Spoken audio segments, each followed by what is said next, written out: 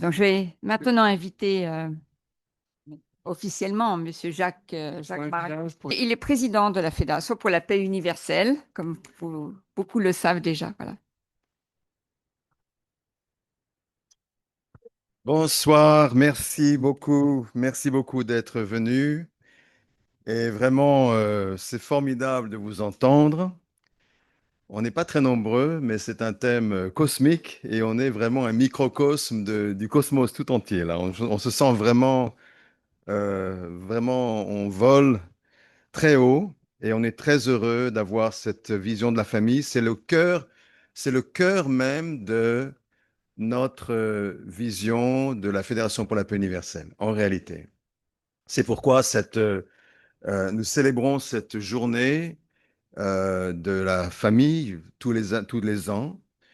Et en plus, la journée du vivre ensemble. Vous savez que euh, notre devise ou notre vision peut se rassembler, se résumer en trois mots. Coexistence, coprospérité, valeurs universelles. Parfois on dit interdépendance, prospérité mutuelle, valeurs universelles. C'est-à-dire coexistence, on vit ensemble, on partage parce qu'on vit ensemble, on est interdépendants, vous l'avez dit, on partage même les ressources. Et ça, c'est dans la famille qu'on le commence. Tout cela, c'est dans la famille qu'on l'expérimente d'abord. C'est pourquoi on ne peut pas parler de vivre ensemble sans parler de la famille, en réalité. Coprospérité, ça veut dire aussi on ne peut que prospérer ensemble, on ne peut que travailler ensemble, on ne peut que réussir ensemble, politiquement, ensemble. Et en réalité, pour nous, c'est pas simplement, c'est quelque chose qu'on vit dans la famille, mais c'est un modèle qu'on devait vivre dans la société sur le plan économique, cette, euh, se vivre ensemble et partager ensemble les ressources. Et en même temps, cette prospérité mutuelle, c'est la base d'une politique où même les partis politiques devraient pouvoir travailler ensemble au lieu de se lutter, au lieu de se disputer, au lieu de penser que c'est le conflit qui fait avancer les choses. Non, c'est pas le conflit qui fait avancer les choses, c'est la coopération. Voilà. Et c'est pourquoi pour nous, c'est un modèle à la fois économique, un modèle politique, et le troisième point, c'est valeur universellement partagée, parce que ça ne peut se réaliser, on ne peut vivre cela, réaliser cela, que centré sur des valeurs universelles. Et quand on parle, nous, de valeurs universelles, on parle de quoi? En réalité, au fond du fond, on parle des valeurs de la famille, parce que ce sont les valeurs du cœur, ce sont les valeurs qui permettent le lien entre les gens. Et donc, les valeurs universelles, pour nous, Laurent en a parlé un petit peu, il a parlé des quatre étapes du cœur, on a parlé de la famille comme école de la vie, on a dit que la famille, c'est l'école de l'amour, on peut dire aussi que c'est l'école de l'éthique, et c'est aussi l'école de la paix. Et c'est pourquoi pour nous, quand on parle de fédération pour la paix universelle, en réalité, le microcosme de la paix universelle, c'est dans la famille. C'est dans la famille qu'on doit d'abord le réaliser. C'est pourquoi les valeurs de la famille sont extrêmement importantes pour nous. Et tout ce qu'on a dit aujourd'hui va dans ce sens. On a entendu cela d'un point de vue assez académique, et on a pratique, politique et en même temps culturel sur l'Afrique. C'est formidable. Moi, j'ai vécu au Congo pendant des années. J'ai été à Kisangani beaucoup de fois. Et je suis très heureux d'entendre quelqu'un de Kisangani qui nous parle ici, parce que ça me rappelle beaucoup de choses. Et voilà, donc je voudrais vous remercier de tout cela. En fait, il y a une chose qui me frappe, et j'en parlais tout à l'heure à Christine un petit peu. Pourquoi pour nous c'est important de maintenir ce thème de l'école, l'école de l'amour, l'école de l'éthique, etc. Il y a quelque chose qui est frappant, c'est que vous, si vous n'avez pas réussi à l'école, dans vos études, pour une raison ou pour une autre, vous avez pas aimé les professeurs, votre école a été ratée, vous n'allez pas dire à vos enfants, tous les professeurs sont des imbéciles, va pas à l'école, fais l'école buissonnière. Non, vous allez dire à vos enfants, il faut que tu réussisses là où j'ai pas réussi. Parce que moi, j'ai pas réussi. Il faut vraiment que tu réussisses. Mais quand on pense à la famille, on voit qu'il y a beaucoup de gens, malheureusement, qui ont du mal dans la famille, parce qu'on a tous du mal dans la famille. La famille, c'est pas simple à vivre, et l'école de la famille, on ne réussit pas tous, et on a beaucoup de difficultés, parfois, à réussir dans la famille. Et on voit des personnes qui n'ont pas réussi à aimer leur conjoint, parce qu'ils ont un problème avec leur mari ou leur femme, et qui transmettent ce problème à leurs enfants. Et au lieu de dire, fais mieux que moi, il faut que tu réussisses, ils vont leur dire, t'as pas besoin de te marier, t'as pas besoin d'un mari, tous les hommes sont des imbéciles, toutes les femmes, non, reste individu. Et ça, ce sont des choses, j'ai entendu ça, moi, il y a 2 jours, j'écoutais à la télévision, il y avait une émission à la télévision où il y avait un jeune homme, enfin, quelques jeunes, on leur parlait sur l'idéal de la famille, et il y avait un jeune homme qui disait, moi, je voudrais me marier, effectivement, j'ai une petite amie, on va se marier, on va vraiment vivre ensemble. Et puis il y avait une jeune fille qui disait, moi, non. Moi, non. Vous savez, moi, j'ai été élevé par ma mère seule. Ma mère s'est très bien débrouillée. Moi, j'ai pas besoin d'homme dans ma vie. Je vais vivre comme ça. Et elle était tellement sûre d'elle, tellement sûre d'elle. Et ça, malheureusement, c'est ce qu'on voit souvent en France, et pas qu'en France.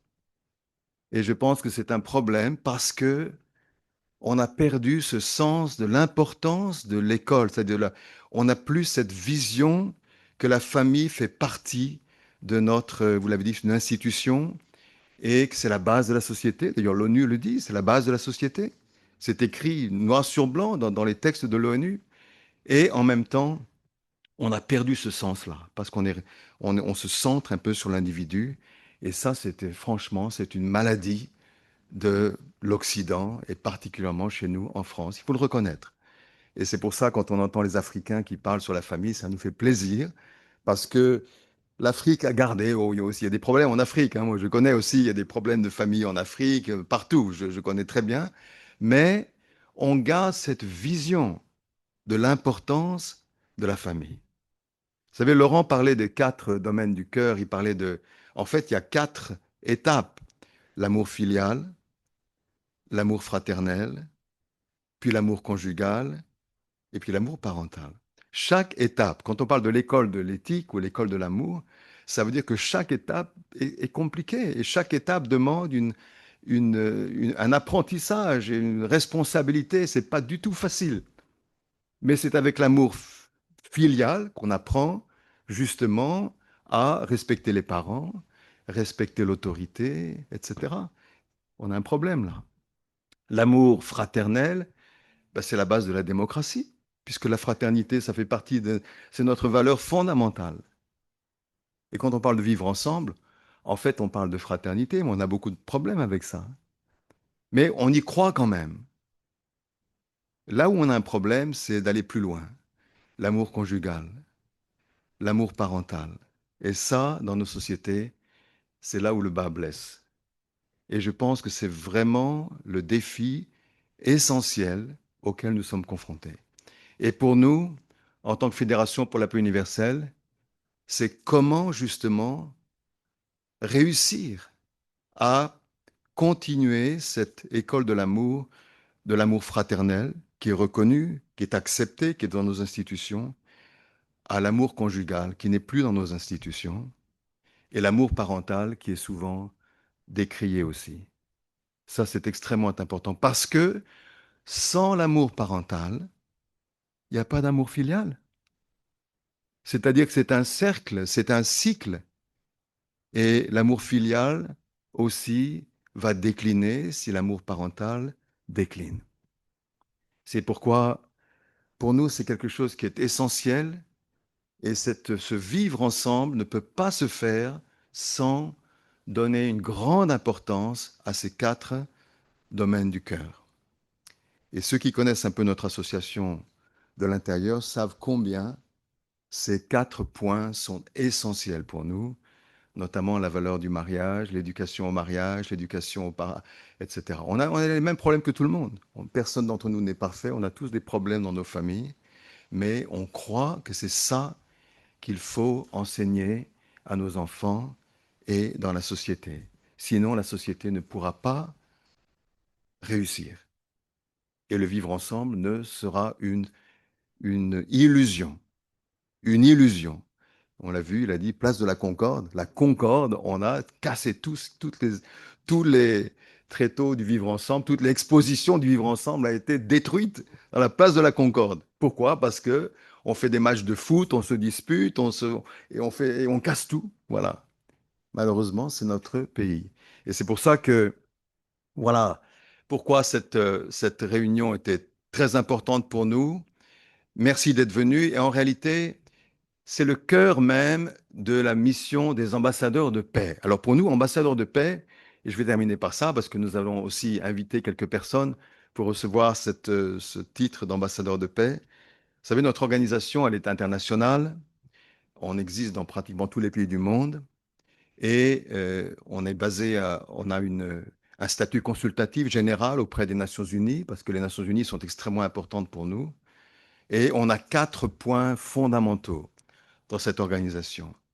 D'abord, comprendre que le principe fondamental pour la paix, c'est d'apprendre à vivre pour autrui, l'altruisme. Si tu ne peux pas dépasser toi-même ton propre, ton propre sentiment personnel, aussi bien en tant que nation, en tant que religion, en tant qu'individu, il n'y aura pas de paix. Deuxièmement, la famille. J'en ai parlé déjà. Troisièmement, l'interreligieux, parce que les religions, c'est eux, c'est elles, au cœur de chaque religion. Même s'il y a des problèmes, il y a les valeurs fondamentales. Il y a l'héritage fondamental de ces valeurs, du vivre pour l'autre, vivre pour autrui, les valeurs du cœur. Elles sont là, mais il faut à ce que ces religions arrivent à vivre ensemble, sinon on aura des conflits partout.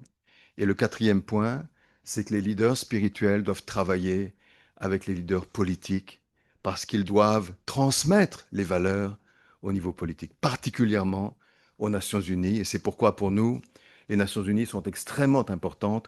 C'est là qu'on devrait avoir, comme on l'a dit plusieurs fois déjà, une double chambre avec à la fois on a les politiques, mais les politiques se disputent parce que c'est la nation, chaque nation pour soi.